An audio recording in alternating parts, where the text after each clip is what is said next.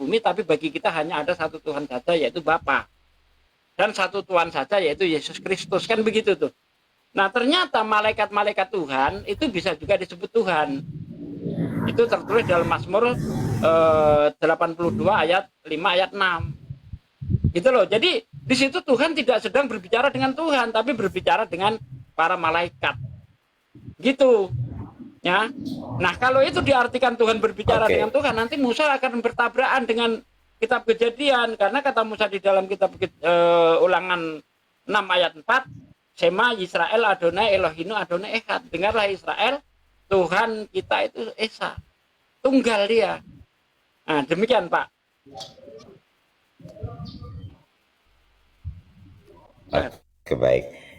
Ya, memang kalau dalam keimanannya Abang seperti itu, tetapi kalau di dalam keimanannya Kristen ketika Kejadian 1 ayat 26 di situ dikatakan bahwa baiklah kita menjadikan manusia menurut gambar dan rupa kita. Itu berbicara Tuhan sendiri berbicara dalam konsep pribadinya, yaitu Bapa, Sang Firman dan Roh Kudus, ya.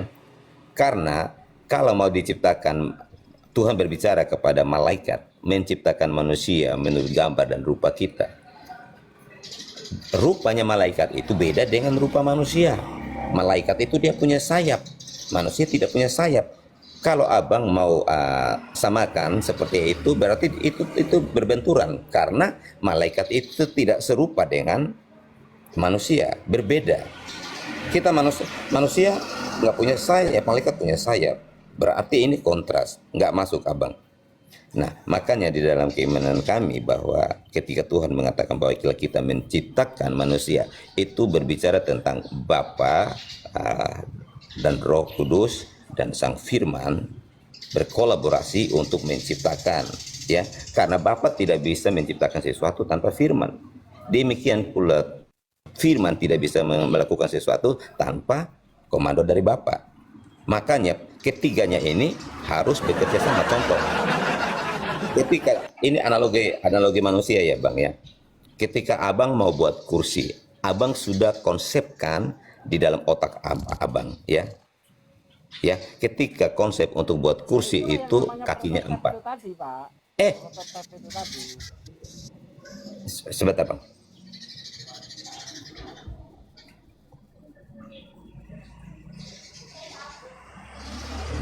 Pak D suaranya kecil, Pak D suaranya kecil.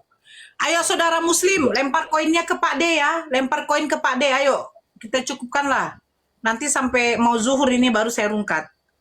Ayo ke Pak D untuk apa? Bantuan pembangunan sekolah kristologi. Sekolah apologet kristologi. Tes ya. Sip ya. Udah ya. Itu nubuatan Kanora, itu nubuatan. Nah, memang kita mau bangun sekolah apologet ya belajar kristologi ya kan Pak D? Ya, jadi gini, ini ada kritik sedikit. Ya, Pak Kingdo mengatakan Tuhan kalau tidak ada firman dia tidak bisa menciptakan. Berarti Anda membatasi. Kalau seperti itu Tuhan tidak maha kuasa. Ya kan? Tuhan apa bisa menciptakan tanpa firman? Bisa kalau Tuhan mau. Cuma yang diberitahu kepada kita, ya Tuhan itu menciptakan dengan cara berfirman. Nah, apakah tanpa firman Tuhan mampu? Mampu, namanya maha kuasa. Kan seperti itu. Contoh nih, ada Tuhan berfirman jadilah air gitu. Tidak ada kan? Tiba-tiba air itu ada. Apakah air itu ciptaan? Ciptaan. Tapi bagaimana Tuhan menciptakan air? Enggak jelas. Contoh, Tuhan itu menciptakan ruh. Ada Tuhan berfirman jadilah ruh. Tidak ada. Makanya di Islam pun demikian. Ya, mengenai ruh itu urusanku. Kamu hanya diberitahu sedikit. Bagaimana cara menciptakannya dan sebagainya kita nggak tahu. Tapi kita nggak bisa membatasi Tuhan. Kalau nggak berfirman nggak bisa jadi apa-apa. Nggak bisa seperti itu. Tuhan mampu menciptakan bahkan hanya dengan cara berkehendak doang. Nggak perlu ngomong. Bisa. Namanya juga Tuhan Maha Kuasa. Cuman kita diberitahu bahwa Tuhan itu mencipta dengan cara begini. Itu saja sebenarnya. Itu hanya salah satu cara saja. Tentu Tuhan banyak cara dong dalam menciptakan segala sesuatu. Dengan cara berkehendak, nggak perlu ngomong juga jadi kalau Tuhan mau kan begitu. Silakan.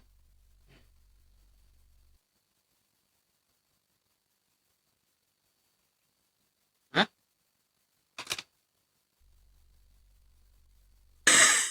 Salah tekan dia tuh, Ini- salah tekan itu biasanya. Ini kawan-kawan ya. Ini kan untuk apa? Seolah-olah Tuhan itu mengalami ketergantungan antara satu dengan yang lain. Kalau nggak ada firman, Tuhan nggak bisa. Kalau nggak ada Roh Kudus, Tuhan nggak bisa. Tidak seperti itu. Tuhan itu, kalau di Islam itu, kidam dia, berdiri sendiri. Ya, nggak terpengaruh apapun dia, kidam. Mukhalafatulil hawadis. Tidak seperti ciptaannya dia. Kalau ciptaannya mau melakukan sesuatu pakai sarana. Kita bikin meja harus ada gergaji, ada palu, ada paku. Manusia menciptakan sesuatu harus ada contoh. Manusia menciptakan sesuatu ya harus melihat sesuatu dulu, baru bisa menciptakan sesuatu yang baru. Kalau Tuhan tidak seperti itu. Makanya dia walam yakul lahu Allah itu husomat ya. Tidak tergantung apapun. Kalau kita bergantung kepada Allah, kepada Tuhan, tapi Allah tidak bergantung. Begitu kawan. Jadi jangan kita mau digiring. Tuhan tidak bisa menciptakan kalau tidak ada firman. Salah itu. Tuhan mampu menciptakan dengan caranya sendiri.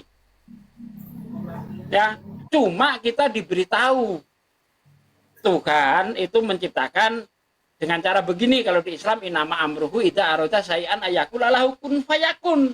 Itu yang diberitahukan kepada kita. Tapi apakah di luar itu bisa? Bisa, namanya juga Tuhan. Maksud Tuhan nggak bisa? Kalau nggak bisa berarti Tuhan mengalami keterbatasan. Begitu kawan.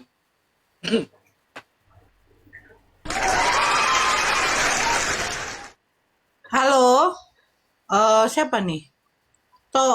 Topeng. Halo Topeng. Halo juga. Topeng dulu. Ya agama apa Bang? Selamat siang. Kristen. Ya boleh buka kameranya Bang? Tunggu sebentar ya. Oh tidak bisa deh. Oh, Udahlah, nggak apa-apa, nggak apa-apa. Kali ini Yang penting saya jangan apa? menghujat lah. oh Kalau nggak begitu. open kan nggak apa-apa. Yang penting nggak usah menghujat. Begitu ya. Ya, Lanjut, kita lanjut. bicara berdasar ilmu, bukan berdasarkan kebencian atau hujatan, gitu Bang. Saya mau lanjut yang Bapak tadi yang pertama itu. Apa? Yang dimaksud Bapak tadi itu dia di kejadian itu baiklah kita menciptakan. Kan di situ menggunakan kata kita. Kata kita di situ jamak. Nah, yang dia maksudkan di situ itu ketiga pribadi itu. Bapa, Anak, Firman, dan Roh Kudus. Jadi bedakan antara firman perkataan Allah dengan firman yang merupakan pribadi kedua dari Roh Kudus, dari Tritunggal. Udah Bang ya. Jadi kira-kira begitu, Pak. Itu kalau yang saya Oke. tangkap tadi. Jadi inilah Bang, kesalahan kita itu memahami bahasa orang lain dengan bahasa kita. Padahal kata kita itu belum tentu maknanya itu jamak. Apalagi daerah Timur Tengah ya kan. Itu jamak itu belum tentu menunjukkan jumlah orang, jumlah person. Ini saya kasih contoh nih. Di dalam kitab Kejadian 1 ayat 1 itu. Ya, di situ Barasit bara Elohim. Elohim itu jamak, Bang. Ya, Elohim itu jamak. Karena bentuk tunggalnya itu Eloh. Ditambah Yim dia. Jadi Elohim. Nah, di sini orang Israel itu tidak memahami itu Tuhan banyak. Tapi itu bentuk keagungan. Jadi di Kejadian 1 ayat 26 27 itu Tuhan itu sedang menunjukkan keagungannya. Kata kita di situ bentuk keagungan itu. Ya, bukan berarti Tuhan itu berbicara dengan Tuhan yang lain. Itu kok Yahudi tidak pernah memahami itu, Bang. Makanya tadi saya katakan kalau itu diartikan Trinitas, Musa tidak pernah mengajarkan itu. Apa kata Musa? Tuhan itu tunggal. Apa kata Tuhan itu sendiri di dalam Yesaya 44 ayat 24? Aku menciptakan langit seorang diri, menghamparkan bumi seorang diri. Ya kan? Hendak dengan siapa engkau akan membandingkan aku sehingga kami sama, katanya. Nah, di sini Tuhan itu menjelaskan dia menciptakan seorang diri, menghamparkan bumi seorang diri. Perkataan Terus Musa kalau itu aku dia menciptakan seorang diri, kamu mau membandingkan aku dengan siapa? Siapa yang setara dengan aku? Itu jelas itu ayat tuh. perkataan Musa itu tidak merujuk kepada pribadi satu. Itu merujuk bahwa pada waktu dia menciptakan itu tidak ada yang lain lagi selain dari dia sendiri. Iya. Dia Nah, sendiri. dia sendiri ini harus dipahami. Harus dipahami. Dia sendiri, Jadi dia saya menunjukkan sendiri bahwa mau dipahami apa, Bang? Coba saya sendiri. Bisa saya Jadi dipahami begini. tiga? Jadi begini, kita kalau masuk dalam posisi ini dia memang agak ribet. Sebaiknya kita masuk ke apa yang dimaksud dengan Tritunggal itu. Kita mulai dari situ lebih bagus. Karena kalau Ya, kita masuk di sini, ini akan melebar kemana-mana. Oke. Jadi pemahaman Kita Kristen. masuk ke Tritunggal gitu ya. Nah, Saya ingin masuk ke pemahaman Tritunggal. Oke, ini sebentar, Bang. pemahaman Kristen. Oke. Nanti silakan bantah. Nanti silakan bantah, Bang. Jadi kita masuk ke Tritunggal. Apakah Tritunggal itu pernah diajarkan atau tidak, kan gitu jadinya. Kalau pernah diajarkan baru kita bahas secara dalam mengenai Tritunggal. Bentar, Bang. Saya teruskan dikit, Bang. Oke, Pak. Ya. Jadi Tritunggal ini tidak pernah diajarkan, baik itu oleh Yesus, oleh para nabi lainnya. Nah, mana buktinya? Kalau memang Roh Kudus ini salah satu dari Tritunggal, dan orang-orang yang percaya Roh Kudus itu adalah Tuhan, kenapa ketika para murid ditanya oleh Paulus, Anda baca di dalam Kisah Para Rasul 19 ayat 2, Anda baca baik-baik di situ, Paulus itu bertanya kepada para murid itu, sudahkah kamu mengenal Roh Kudus ketika kamu menjadi percaya? Para murid menjawab, belum. Bahkan kami tidak pernah dengar ada Roh Kudus. Nah, ini menunjukkan bahwa Roh Kudus ini tidak pernah diperkenalkan, apalagi sebagai pribadi, salah satu pribadi Tuhan. Itu nggak mungkin itu. Masa udah diperkenalkan Roh Kudus adalah salah satu unsur Trinitas, tapi para murid tidak pernah dengar saja, nggak pernah kata Roh Kudus itu nggak pernah dengar. Coba Anda buka di Kisah Para Rasul. Paulus pun tidak pernah mengajarkan Tuhan itu Trinitas, tidak pernah. Dia masih Dwinitas dia. Begitu, Bang. Jadi begini, memang kata Trinitas secara eksplisit tidak ada memang di Alkitab, tetapi konsepnya ada. Itu sama seperti tauhid. Sama seperti tauhid. Tauhid juga kan tidak ada. Nah, konsep Trinitas ini kalau bicara soal kata yang ada di dalam Alkitab memang tidak ada. Tetapi walaupun secara eksplisit kata Trinitas itu tidak ada, konsepnya ada. Nah, konsep ini dialah yang saya mau jelaskan supaya kita bisa masuk ke yang lain-lain tadi di penciptaan tadi. Jadi menurut kepercayaan saya, ini saya, karena mungkin berbeda dengan konsep Trinitas yang lain di Kristen. Jadi konsep Trinitas itu, jadi ada tiga pribadi yang berbeda, tetapi memiliki satu hakikat ilahi. Jadi tiga pribadi ini sehakikat, artinya hakikatnya sama semua. Bapa, terus Putra, Firman, dan Roh Kudus, itu hakikatnya sama. Jadi yang dimaksud satu, esa, kata esa, yang dipakai itu merujuk ke hakikat, bukan merujuk ke pribadi. Jadi seperti itu. Itu dari pengertian saya. Mungkin berbeda dengan Kristen-Kristen yang lain. Anda tadi kan mengatakan bahwa tiga pribadi itu hakikatnya sama. Tapi Yesus sendiri nggak pernah menyamakan dirinya dengan Bapa. Anda baca misalnya di dalam Yohanes ya, Yohanes 12 ayat 48 ya, saya agak lupa itu. Bapak lebih besar daripada aku. Nah, Berarti Yesus tidak pernah seperti menganggap, itu. bentar. Berarti Yesus tidak pernah menganggap dirinya dan Bapa adalah sama. Apalagi Bang, kalau Anda tadi kan mengatakan hakikat. Nah, jangan-jangan Anda nggak tahu hakikat itu apa. Hakikat itu kenyataan yang sebenarnya. Ya, kenyataan yang sebenarnya Bapa adalah roh. Kenyataan yang sebenarnya Yesus adalah daging dan roh. Bagaimana dia bisa satu hakikat? Kenyataan yang sebenarnya. Atau boleh Bapa adalah roh. Yesus dalam iman Kristen Tuhan 100%, manusia 100%. Nah, kalau satu hakikat seharusnya Bapa juga Tuhan 100%, manusia 100%. Apakah seperti itu? Yesus begini, 100% begini. Tuhan, 100% manusia. Bentar. Tunggu. Apakah Bapak juga demikian 100% manusia, 100% Tuhan? Nah, saya akan jawab seperti itu. Jadi begini, tadi kan konsep yang saya pahami tentang Tritunggal tadi.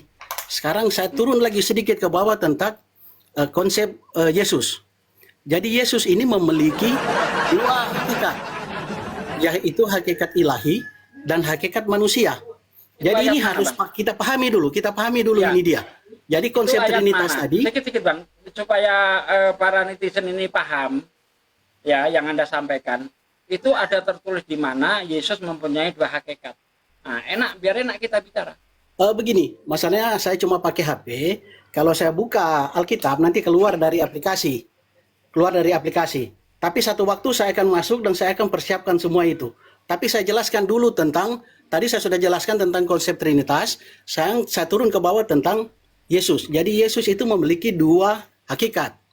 Hakikat ilahi dan hakikat manusia. Di dalam satu diri pribadi Yesus itu. Jadi yang Bapak jelaskan tadi itu dia tentang hakikat bagaimana tubuh itu bisa sehakikat dengan roh. Nah, justru itu kita harus pahami dulu ini dia. Gini Bang. Oke, saya ngalah deh. Anda kan tidak bisa menunjukkan data. Sekarang saya minta, ketika Yesus itu sebagai ilahi, itu seperti apa, peristiwa apa? Ya, sebagai manusia peristiwa apa coba? Banyak. Contohnya, ini contoh. Saya tidak bisa buka Alkitab di aplikasi karena kalau saya buka nanti keluar dari aplikasi ini dia. Contohnya begini.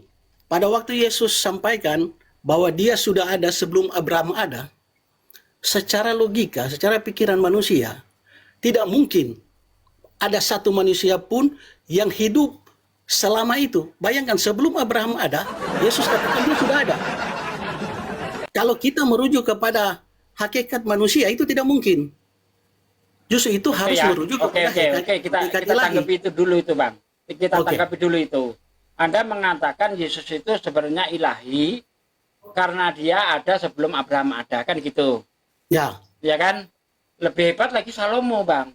Salomo itu ada sebelum jagat raya ini diciptakan. Anda baca di dalam Amsal 8 ayat 22 sampai ayat 30 Anda baca di situ. Itu lebih hebat lagi kalau begitu. Melkisedek lebih hebat Bang daripada Yesus. Ya. Melkisedek itu tidak berawal. Kalau Yesus masih ada awalnya sebelum Abraham ada. Kalau sudah soal ada. Melkisedek nanti saya jelaskan di sesi Iya, berikut. tidak masalah. Saya pakai ini. Ya, Melkisedek itu tidak berawal, tidak berakhir. Artinya Yesus itu, Melkisedek itu jauh sebelum Abraham ada dia sudah ada. Karena tidak berawal, kata ada itu nggak cocok untuk Melkisedek itu. Karena tidak berawal dia dan tidak berakhir. Yesus masih berakhir di tiang salib, walaupun nanti 3 hari bangkit dia. Dia tidak berbapak. Melkisedek tidak berbapak, tidak beribu. Yesus itu masih nanti beribu. Saya jelaskan. Nanti akan saya jelaskan. Ya, nggak apa-apa. Nanti Anda jelaskan silakan. Tapi saya selesaikan dulu ya. Jadi Melkisedek. Bagusnya kita kembali ke konsep tadi dulu. Ya. Ya, Trinitas itu tidak pernah diajarkan, baik konsepnya maupun penyebutannya. Secara konsep tidak pernah diajarkan. Makanya tadi saya bawa Kisah Para Rasul 19 ayat 2. Kalau konsep Trinitas, bentar Bang. Kalau konsep Trinitas itu pernah diajarkan, bagaimana para murid tidak pernah dengar ada Roh Kudus? Padahal Roh Kudus adalah salah satu unsur Trinitas. Itu yang belum Anda tanggapi tadi. Silakan, itu ditanggapi dulu itu. Kalau memang secara konsep Trinitas itu ada, kenapa para murid tidak pernah dengar ada Roh Kudus? Begitu. Eh, konsep Trinitas sebenarnya di Alkitab ada banyak sekali, Pak. Cuma permasalahan saya tidak bisa buka aplikasi Alkitab. Nanti sampai di rumah saya buka semua itu dia. Saya pakai 2 HP supaya saya bisa jelaskan semua apa yang Bapak jelaskan tadi. Cuma ini dia memang belum bisa. Jadi saya harus kembali dulu ke konsep Trinitas sama konsep Yesus, di mana Yesus memiliki 2 hakikat. Itu dulu, Pak. Itu dulu. Kita berputar-putar di situ dulu. Karena itu kita harus pahami dulu. Dengan kita memahami itu, maka kita bisa membedakan.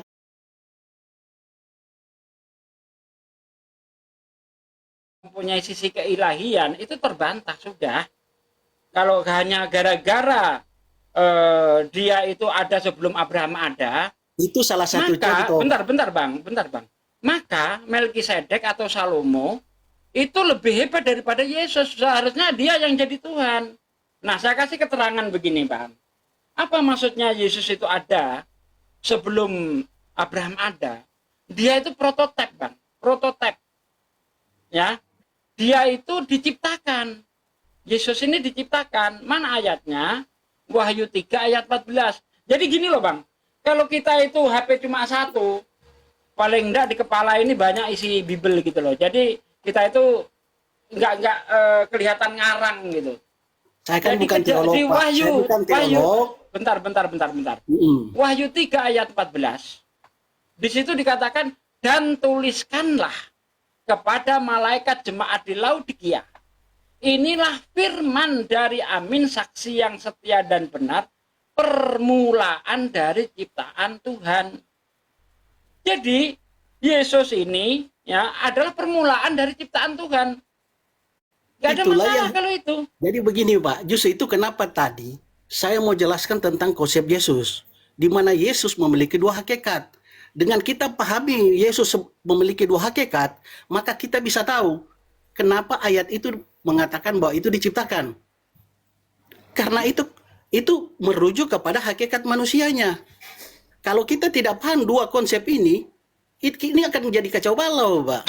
Akan menjadi kacau balau. Justru itu Ini kenapa salah saya Anda bilang kembali ke ini. kalau bentar. Kalau Wahyu ini Anda bilang itu konsep manusia, itu Anda salah. Karena kalau konsep manusianya dia itu nanti hadir setelah Maria ada. Itu konsep Iya, manusianya. betul. Sementara yang Itu dibicarakan Wahyu ini bukan konsep manusianya. Praeksistensinya Yesus sebagai manusia. Dia itu firman yang diciptakan. Makanya inilah firman dari Amin. Amin itu Tuhan ya, yang Maha Kuasa. Inilah firman dari Amin, saksi yang setia dan benar, permulaan dari ciptaan Tuhan. Jadi praeksistensi Yesus itu diciptakan oleh Tuhan. Makanya kalau Anda baca di dalam Kolose 1 ayat 15, Yesus ini prototokos di situ. Cek kalau nggak percaya, Yesus itu prototokos. Ia adalah prototokos yang tidak kelihatan, yang sulung lebih utama dari segala yang diciptakan. Ya, Bagaimana jadi, mungkin? Jadi begini, Pak. Bagaimana mungkin mana kalau mungkin itu Yesus? ayatmu loh, Bang. Maksudnya begini. Maksud saya begini. Bagaimana mungkin dia diciptakan terus yang diciptakan itu mencipta lagi?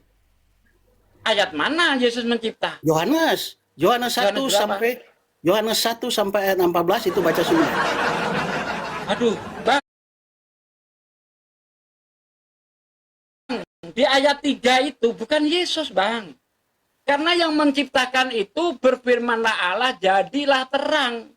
Di Yohanes 1 ayat 3 itu segala sesuatu dijadikan oleh Dia. Ya Siapa kan? yang menjadikan dia Nah, di ayat itu? segala sesuatu dijadikan oleh Dia. Siapa yang menjadikan? Tuhan. Kejadian 1 ayat 1 berfirmanlah Allah, jadilah. Pada mulanya Allah menjadikan. Bukan Di Yesus di Yohanes, situ. Di Yohanes itu firman itu menjadi manusia. Kalau mengenai itu, Bang, ya, di ayat 13-nya kau baca. Bukan cuma Yesus yang firman jadi manusia. Ayat 13 kau baca itu, Yohanes 1 ayat 13. Orang-orang, ini jamak atau tunggal nih kalau orang-orang nih? Ya, kalau Coba. orang-orang jamak. Jamak, oke ya.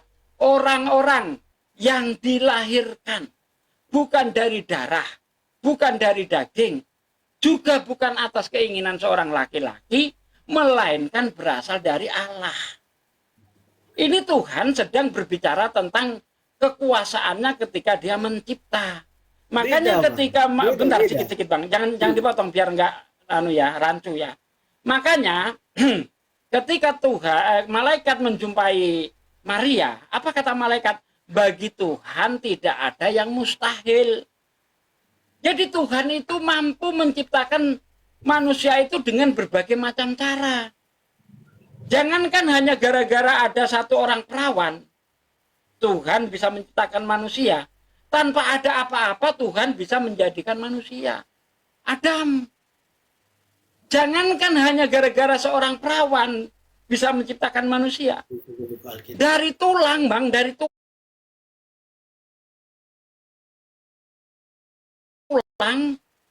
Kalau Tuhan mau, bisa jadi manusia. Hawa. Ini Tuhan sedang berbicara tentang kekuasaannya menciptakan manusia. Kalau dia berkehendak, tanpa apa-apa pun bisa jadi. Ya, sebenarnya seperti itu. Bahkan sedikit-sedikit. Sebenarnya statusnya Maria, Elizabeth, dan Sarah ini sama, Bang.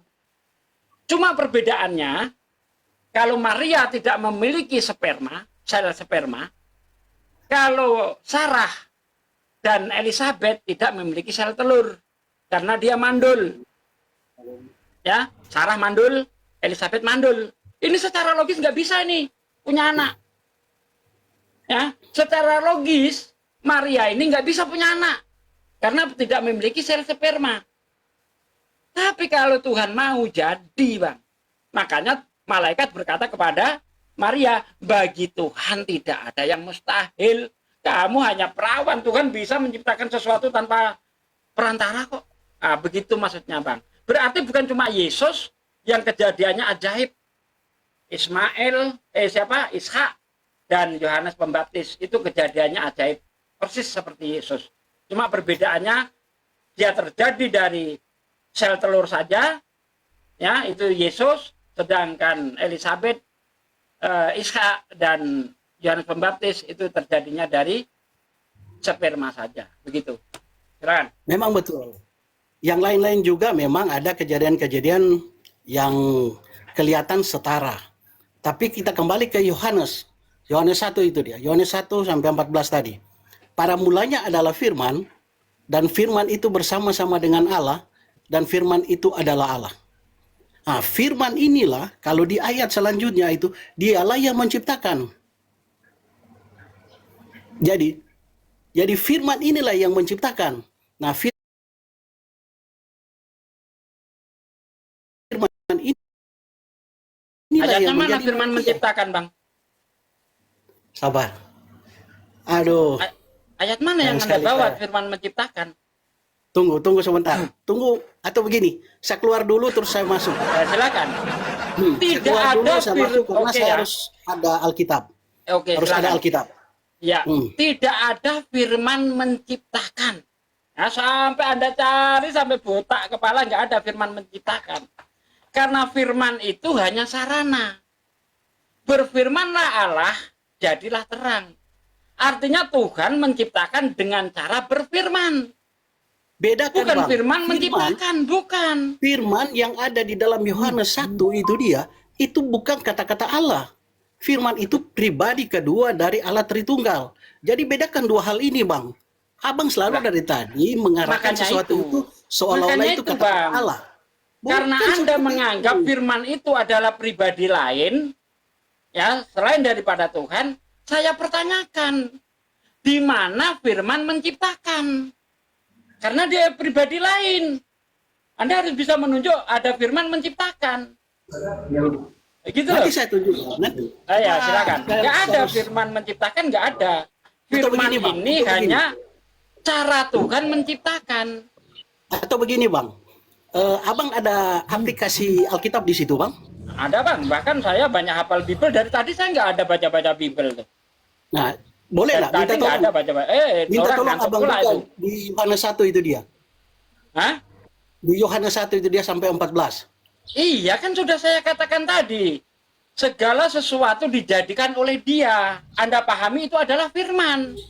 Kan begitu Ya, di iya. ayat 3. Nah, sekarang kita cek di Kejadian 1 itu, benarkah firman yang menjadikan sesuatu itu? Ternyata tidak. Karena di situ dikatakan pada mulanya Allah menjadikan menjadikan langit dan bumi. Yang menjadikan siapa? Allah. Makanya saya katakan firman di situ hanya sebagai cara. Gitu loh. Bukan Jadi firman bedakan. itu pribadi sendiri. Jadi ayat yang Begitu, abang kawan. rujuk tadi dengan Yohanes tadi itu dua hal yang berbeda, Pak. Nah, kalau dua hal yang Yohanes berbeda, itu dia, apa firman yang itu merujuk kepada pribadi Oke. kedua. Oke, kalau Anda katakan itu dua hal yang berbeda, apa yang diciptakan firman? Ayo, Itu yang apa saya yang bilang. diciptakan firman? Coba baca ayat 14. Yohanes 1 ayat 14.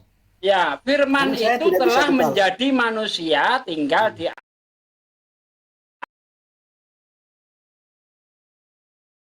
dia di situ. Kalau ayat Firman. 14-nya, Bang? Sak egeneto, dari kata sak egeneto. Tuhan, Ayat 14-nya. firman itu telah sudah menjadi daging sebenarnya, Bang. Enggak, Anda kan tadi mengatakan bahwa firman itu pribadi lain, berbeda dengan firman yang di Kejadian. Nah, kalau Jadi begitu begini. saya Jadi tanya, begini.